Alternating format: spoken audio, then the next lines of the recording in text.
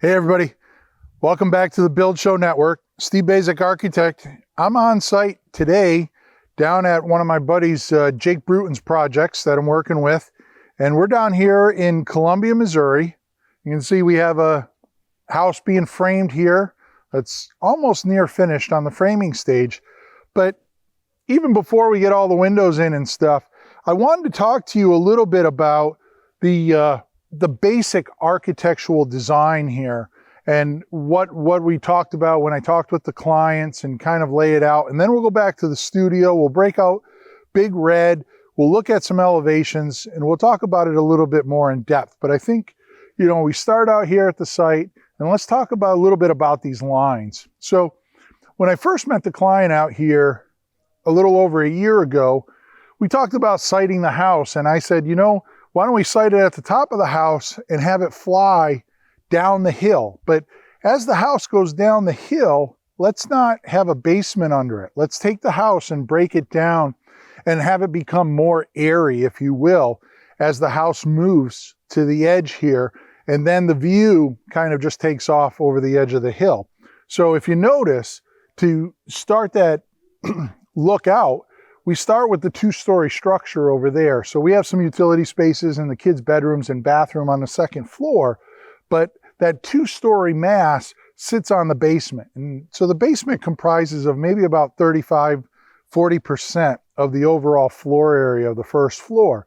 But the important thing there is by having that two-story space, it kind of balances the weight. So as you can see, there's absolutely no symmetry in this elevation, which is usually a really simple way to have the mind resolve an architectural elevation. But in this case, this one's all about balance. So we get that two-story structure, it provides that heavy weight, and then that allows us to stretch the house out, but give it that balance.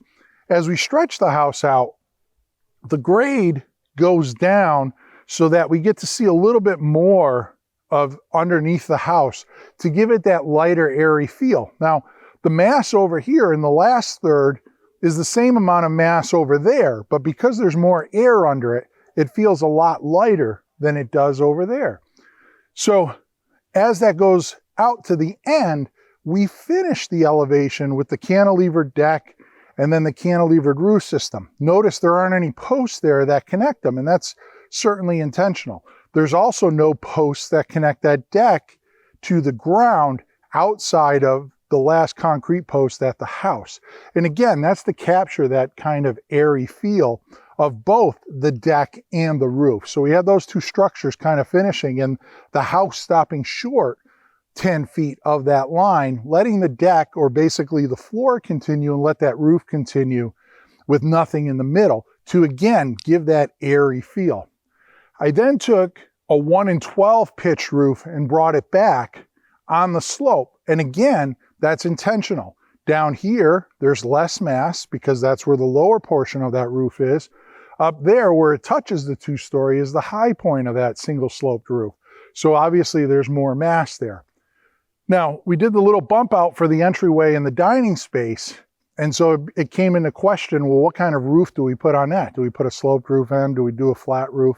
As you can see, we left it and solved for it with a flat roof. Now, the intent with the flat roof there is because I have that horizontal line, it works as a datum line for all the other sloped roofs there, right? So meaning that because I have that strong horizontal line on the bump out, I get to really acknowledge the 1-in-12 slope of the main body of the house and then the reverse slope of the two-story structure there. So it really kind of sets up that juxtaposition of roof lines. But anyways, let's go back to the studio. I'll break out Big Red, we'll break out some drawings, and we'll continue this conversation. Hey everybody. So hopefully you enjoyed that trip down in Missouri there. It's always a treat when we get to go out to the job site and see these things come into life. But I printed out a copy of that front elevation. Got our good friend Big Red here. We're going to break out some talk and discussion on that elevation and what I thought was important when I laid it out and how it came to be what it is. So let's dive into it and check out that drawing. Alrighty, everybody. So here is that building elevation. We'll call this the front elevation for simplicity's sake, because it is the elevation that we see that I was standing in front of out there on job site, and it's the one you see when you come up the hill. Couple things. If you remember back when I shot the video of the house I did in North Carolina, that one had really strict symmetry. So we were playing by a different rule book with that house. This house here, obviously, there is absolutely nothing that is symmetrical about this. But this is more of a game of balance in this elevation. So let's break out Big Red and let's put them to work. So when I first met with the clients here, we stood at the top of the hill here, and we were talking about what kind of house should we put there. And I said, you know, man, as I stand on this hill, it's a beautiful lot. There was a beautiful view that was kind of down off the orientation of the house. It's, you know, can we create that view down the hill over the trees, and in doing so, kind of have the house get thinner or almost just disseminate into thin air? And how do we do that? Now, it's real easy to stand on top of the hill here talking with clients, throw out big words like disseminate, thin air, all that good stuff. But how do we transfer that concept into the architecture built form? Well, this was my approach. When you look at the elevation, there's a couple things that are evident in the balance of this. That one, we have a large mass here, and I'm just a dashed line because that goes in to the basement, you know, the ground here. But this mass here is the only two-story part of the structure. And for me, that kind of anchors the structure. So if we're in this kind of path of dissemination, we want the thing that's the most solid to be the thing that's at the starting line. And then as we transpose down that line of dissemination, as things go out, they want to get thinner, lighter, etc., etc. So when we look at the next body and we start seeing that kind of thing, well, there's a couple things at play there. We've lost a little bit of the massing there in dimension because now that's a single story structure. But more importantly, we've also pushed it up above grade. So basically, we squeezed that mass in both directions. So now there's air underneath that portion, but there's air above that portion of the mass too. So we have that one piece. Now, the last part of this, and this is where it gets pretty slick, in that we took the truss and I cantilevered that out the 10 feet out on the end. Notice there's no supports to it.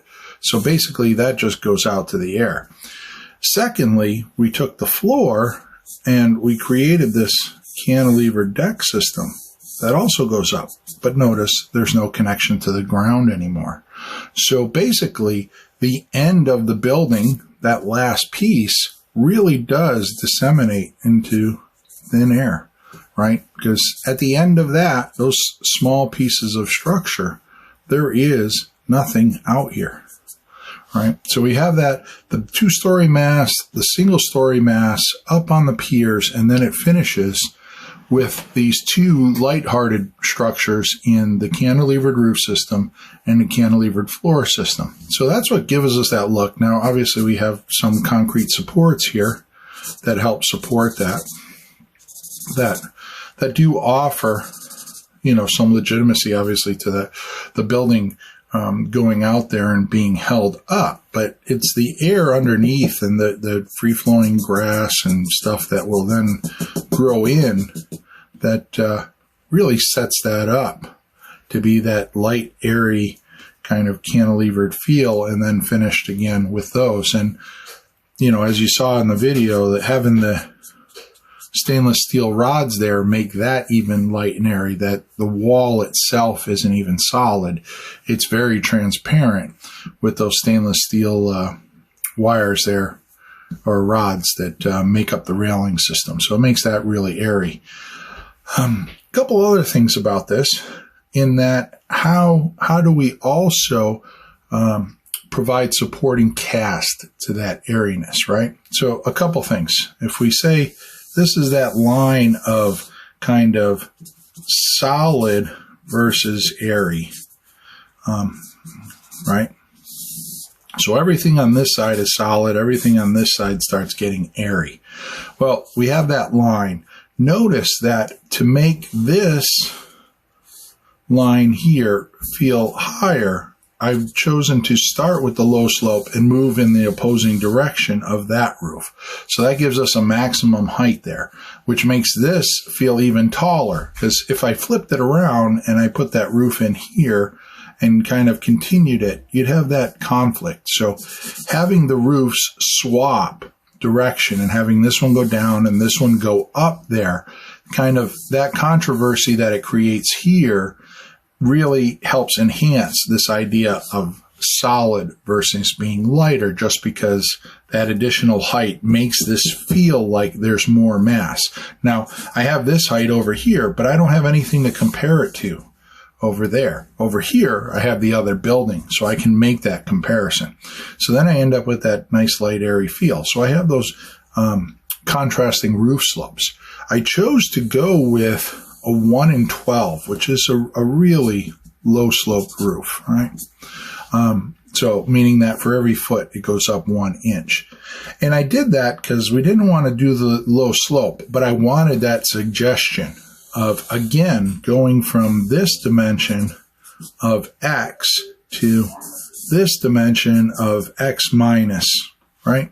So that this is a slightly smaller dimension than that. So the same kind of effect that we're creating here with the solid piece, even though this piece, and we hold that datum line at the floor nice and strong, the house basically diminishes as we move in that direction.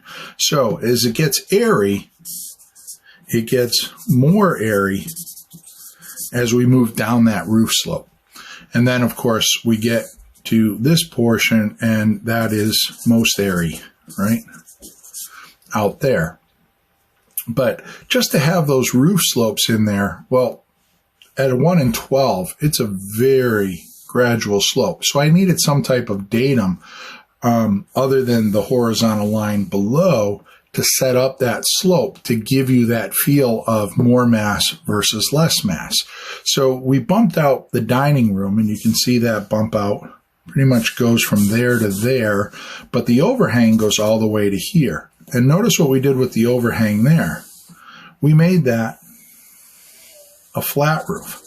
Now, there's very good reason why that's a flat roof and why it's not sloped.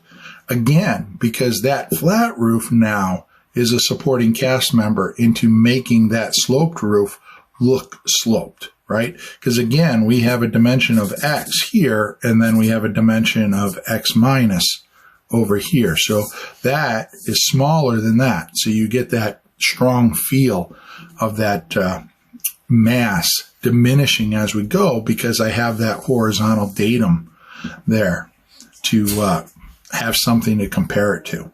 As well as, you know, this here is going to be a nice darker mass of some vertical. We're using a Boral vertical siding on here, which is just, if you've never used Boral, I suggest trying it out on a couple of your projects. It's a fantastic siding. I use it quite often. In this case here, we're going to use a nickel gap. We're going to vertically orient it. So that makes this somewhat static event to compare the rest of the house to. On the main mass here, as well as here and here, we're using a Boral product there that's a slope channel, but it's horizontally oriented. And the reason it's horizontal oriented is to get that eye direction moving left to right, right? So having that series of lines stacked up, you get a sense of the mass of this, where you have those vertical lines, and they're diminishing as we go across here, you get that sense of that mass, again, diminishing, so that it helps with that kind of supporting cast role, right? I mean, we always talk in building science of a house as a system. Well, architectural design on an elevation is also architecture as a system. Everything should be supporting kind of the big concept here. And that big concept here was kind of that dissemination of mass into air there. So by having these vertical lines in front of that, that again is that supporting cast that just kind of helps emphasize those horizontal lines that are happening beyond. And then those horizontal lines obviously get reinforced by the horizontal lines of the stainless steel rods and the railing.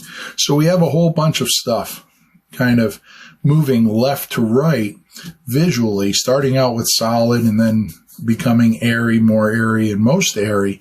And then we have this one mass that comes in here that kind of sets the stage for you to understand all the other pieces and kind of juxtaposition that horizontal siding, the roof slope with the flat slope. And together, they work in concert to provide what I think is a pretty neat elevation. Lastly, we'll talk about, notice the windows, right? Horizontal in nature. And it's probably no surprise that, the proportions of this and that are pretty darn close. And again, here, we're stressing that horizontal movement in those windows. Even up here, we're getting that. Now, this one here, it's a bedroom window. We needed egress, so we had to break some of our rules, but it's not really breaking a rule because that's back in this solid mass part. If I went over here and I said, hey, we're just going to do a couple 3x5s and march them along, it wouldn't have the same effect of having that one 6-foot by 10-foot window kind of stretching and getting that airiness out towards the end of the building. Anyways, those were my thoughts. That's how we got there. And, you can be the judge. Beauty's in the eye of the beholder, right? So you be the judge. And until next time, that's it for building elevations.